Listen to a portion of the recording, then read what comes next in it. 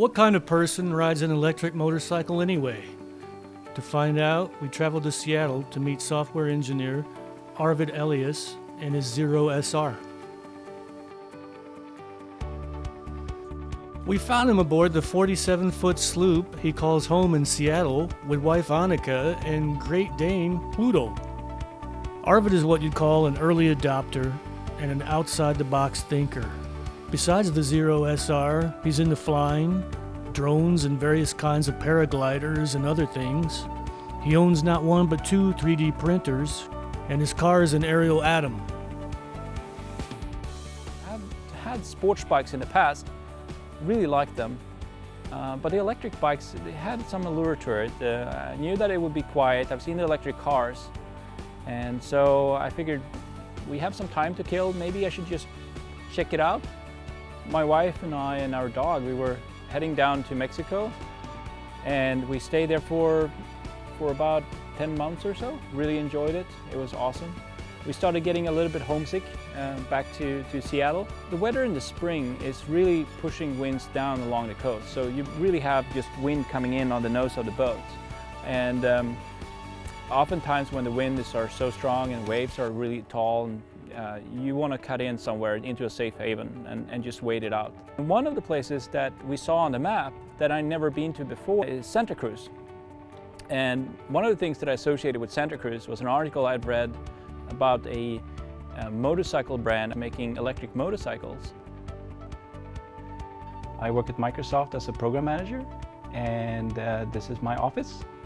This is where I spend a large part of my time designing software. Got a 3D printer behind me here. That's a very nifty little thing. Great for building prototypes.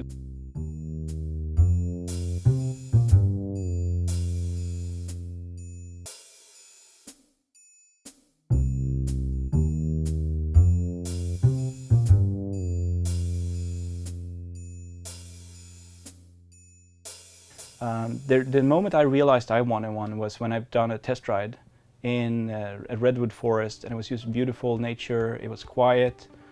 There were some deer on the road, and it was just undisturbed. And we just realized that we could just glide around quiet, not interfere, not bother people, and just enjoy it.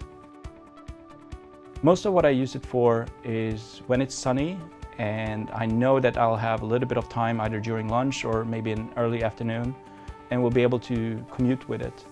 It saves me so much time. I can go in the commute lane. It saves me close to an hour on a busy day. So today is a Friday. Going to Seattle on a Friday after work hours is sometimes horrible, but with a motorcycle, you can just bypass all that traffic. The traffic's at 50 miles per hour, I'm going 60. One of the things that people tend to think about, and I was the same way, was, wow, the range is pretty short on these, right? I've had other motorcycles in the past, and I love to go on these road trips and just enjoy nature and scenery changes.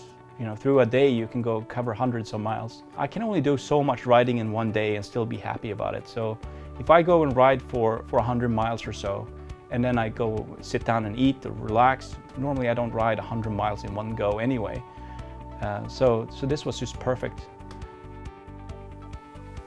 It's starting to become clearer as we visit them who these people are who ride Zeros and electric motorcycles. Adventurous people, intelligent people, eclectic people who step to the beat of a different drone.